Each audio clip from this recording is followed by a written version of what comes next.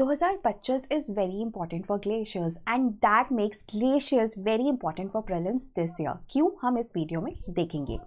लेकिन उससे पहले अगर आपको लगता है environment is something that you are unsure of for prelims this year, then you can join our environment only crash course, जिसमें हम static, foundational understanding of static, conceptual clarity के साथ साथ current affairs की linkages और mentorship आपको provide करेंगे. If you use this code pre 2025 आपको 15% ऑफ भी मिल जाएगा. Now coming to the basic part, why glaciers are important in 2025, because for the very first time UNGA has declared 2025 as International Year of Glaciers Preservation. Now पहले क्या होता था, छोटे छोटे ग्लेशियर्स मेल्ट होते थे. अब बड़े बड़े glaciers, the glaciers which have an identity, which have a name, are getting lost. तो बहुत इम्पॉर्टेंट हो गया है इनको प्रिजर्व करना, बिकॉज अगर एक ग्लेशियर भी मेल्ट होता है तो पूरी दुनिया में उसके इम्पैक्ट्स देखने को मिलते हैं. पूरी दुनिया में सी लेवल राइज होता है, पूरी दुनिया में वार्मिंग एक्सेलरेट होती है. So glaciers become very very important. So 2025 को international year of glaciers preservation declare किया गया. WM और यूनेस्को इसको लीड कर रहे हैं. आइडिया क्या है? ग्लेशियर्स के बारे में अवेयरनेस इंक्रीज करना, at the same time action ensure करना कि ग्लेशियर्स प्रिजर्वेशन होना चाहिए, उसके लिए क्या एक्शन लिए जाने चाहिए वो इंश्योर करना. देन रिसर्च एंड डेवलपमेंट करना, R&D प्रमोट करना for glaciers preservation. That is the idea of international year of glaciers preservation. और पहली बार 2025 में 21 March would be celebrated as world day for glaciers. Right.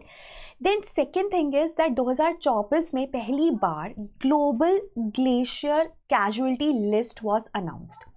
इसमें ना 15 ग्लेशियर्स हैं वर्ल्ड वाइड जो डिसअपियर हो चुके हैं, ऑलमोस्ट डिसअपियर्ड है या क्रिटिकली इंडेंजर्ड है. एक हमारे पास याला ग्लेशियर है नेपाल का, और चाइना का डागू ग्लेशियर है जो इस लिस्ट में है. उसके अलावा इंडिया का तो खैर कोई है ही नहीं, आसपास चाइना और नेपाल के हैं. सो ये लिस्ट लास्ट ईयर निकाली गई. It was collated by Rice University, University of Iceland. You have world glacier monitoring service जो 1980 से ग्लेशियर्स को मॉनिटर कर रही है, एंड यूनेस्को.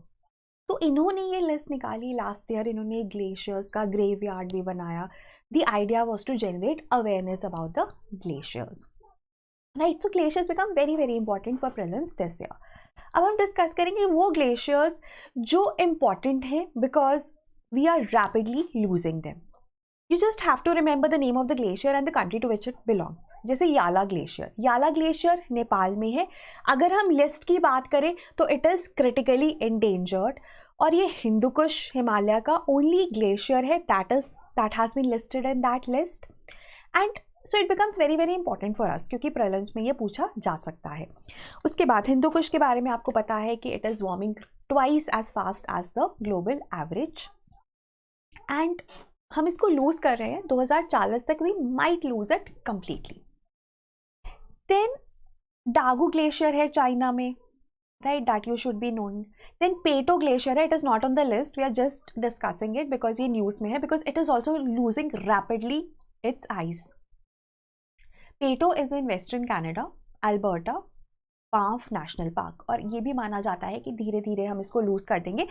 और वन ऑफ द रीजंस, क्योंकि ये ना वर्ल्ड मॉनिटरिंग सर्विस नेटवर्क का मोस्ट ऑब्जर्व्ड ग्लेशियर है, तो इस वजह से ये न्यूज़ में रहता है. And we should be knowing at least, क्योंकि यूपीएससी ना आपसे सिंपल पूछ सकते हैं ये ग्लेशियर किस कंट्री में है. So you should be knowing that.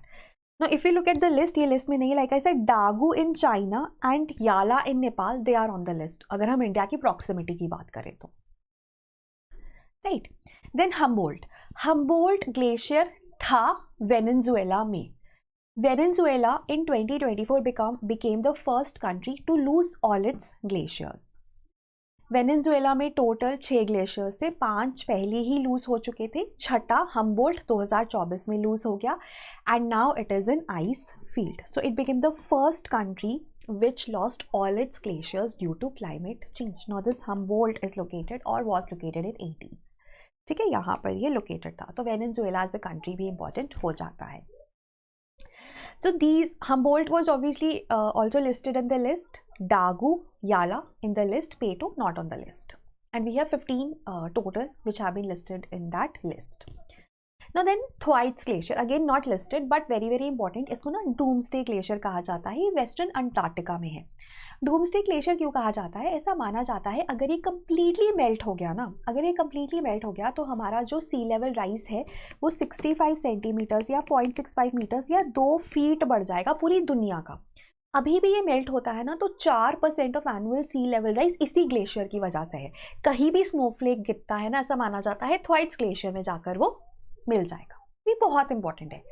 In fact ना एक हमारे पास थ्योरी थी मेरीन आइस क्लिफ इंस्टेबिलिटी, वो ये कहती है कि अगर आइस शीट्स कोलैप्स करना शुरू करती है ना तो सारी ही रैपिडली कोलैप्स कर जाती हैं।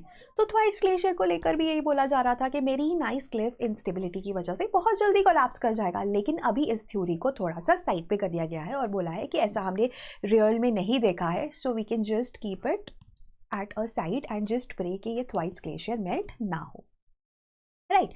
उसके बाद 2 चीज़ें और इम्पॉर्टेंट है हमारे लिए। जैसे हमने 2025 को international year of glacier preservation माना है, वैसे ही UNGA ने 2025 से 2034 को decade of action for cryospheric sciences again to promote research in this area. So that has been declared by UNGA, becomes very very important. Then International Cryosphere Climate Initiative का एक report है, steady state of the cryosphere, वो आप एक बार देख लेना। अगर आप चाहते हैं कि मैं बताऊँ तो प्लीज़ आप कमेंट भी कर सकते हैं। So that was regarding few of the important glaciers and these are all global glaciers. We will be discussing subsequently in our lectures Indian glaciers also and the glacial lakes, क्योंकि अभी NGT ने भी बोला है कि glacial lakes बहुत rapidly expand कर रही है, ग्लॉफ हो सकता है, तो glacial lakes भी न्यूज़ में है, important हो जाती हैं हमारे लिए पढ़नी, राइट। तो जैसे एनवायरनमेंट का क्रैश कोर्स है, आप वो भी ज्वाइन कर सकते हैं। You can also join are complete crash course, जिसमें हम सारे सब्जेक्ट्स आपको 6800 में मिल जाएंगे, along with 7 FLTs, along with mentorship by the selected candidates, mentorship by the faculty, all of that, right? Also अगर आप हमारी टेस्ट सीरीज ज्वाइन करना चाहते हैं तो वो भी आप कर सकते हैं। इसमें जितने भी टेस्ट हैं they are all curated by the faculty, right. So that is all from our end. Thank you so much. Have a nice day.